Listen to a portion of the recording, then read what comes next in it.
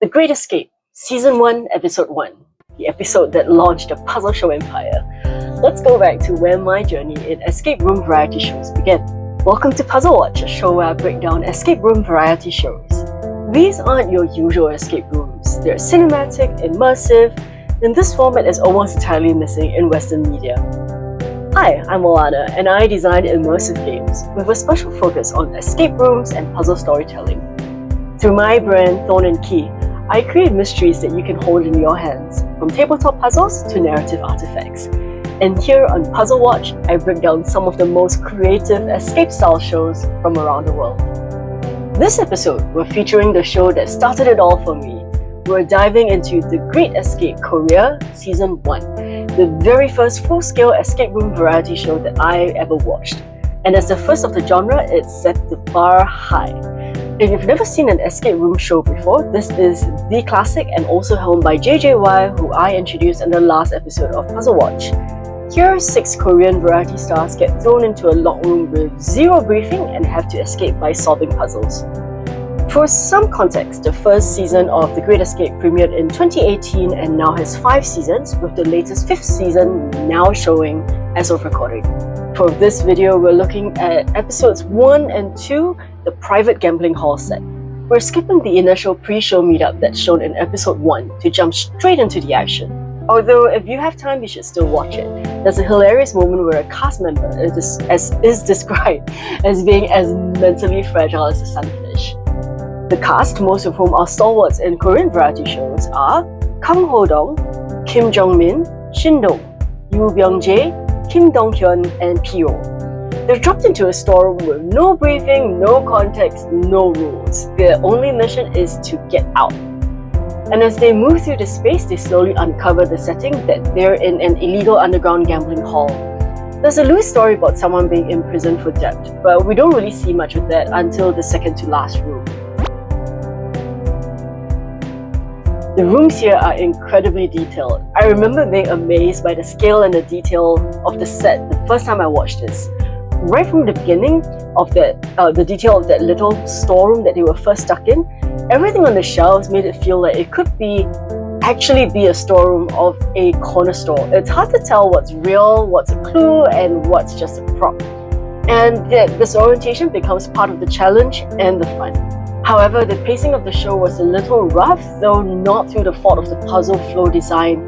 The cast spends nearly 3 hours in the first room alone, thankfully not in real time, and they try everything, but they get stuck again and again. That can be a little bit tiring to watch unless you're there more for their variety personalities.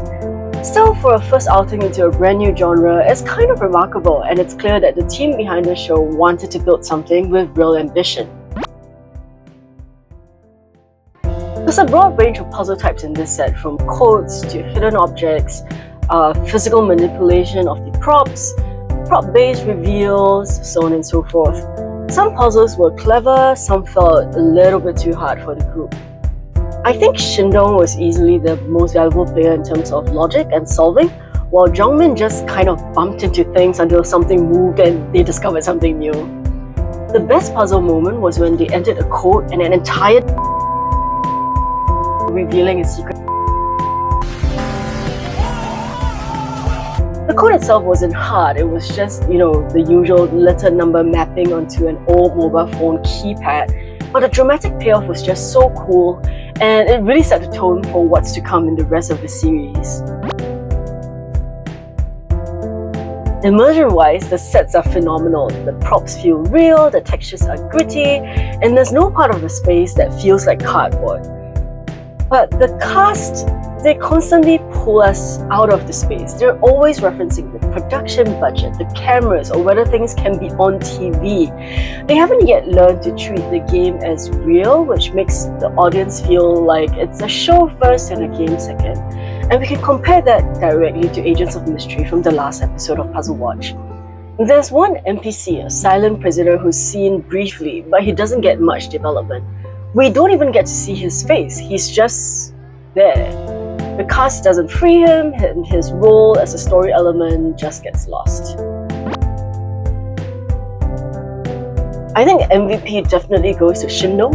He sees connections, he explains things clearly, and he bridges logic chains really well. That said, I think Jungmin deserves an honorary mention for just pure chaos solving. The projector image overlay was a cute prop gimmick. It wasn't groundbreaking, but I think it was satisfying for players and viewers in terms of a fairly long puzzle chain payoff.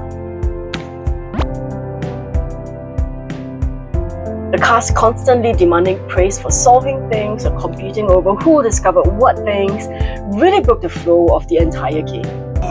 그리고 내가 볼 때는 이거는 맹백한 개인전이야. 팀전 웃기지 말라 그래. 뭔 팀전이야? 내가 분위기 뒤에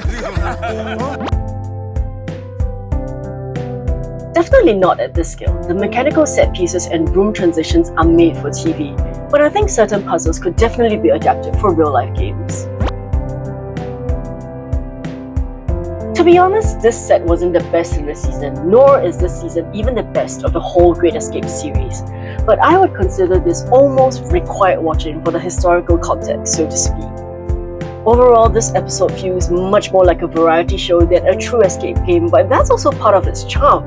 The genre didn't exist yet, and PD and the cast was kind of still figuring it out. If you like puzzles, you might get frustrated by how long the players are spent flailing or competing over who discovered what, but if you like character dynamics and chaos, it's definitely a fun watch. Personally, I wish the players toned down the meta commentary, let the space tell the story and create the awe. But even with all that, this is the blueprint. It set the stage for everything that came after. Season 1 was aired some time ago, so it's a little bit difficult to get on demand, but a quick search on your favorite search engine will throw up some options for watching. And that's it for this episode of Puzzlewatch. What did you think of the very first game from The Great Escape? Did any moment stand out to you? Leave it in the comments below. Next time we're heading to The Great Escape China, the same IP but a different country but just as creative.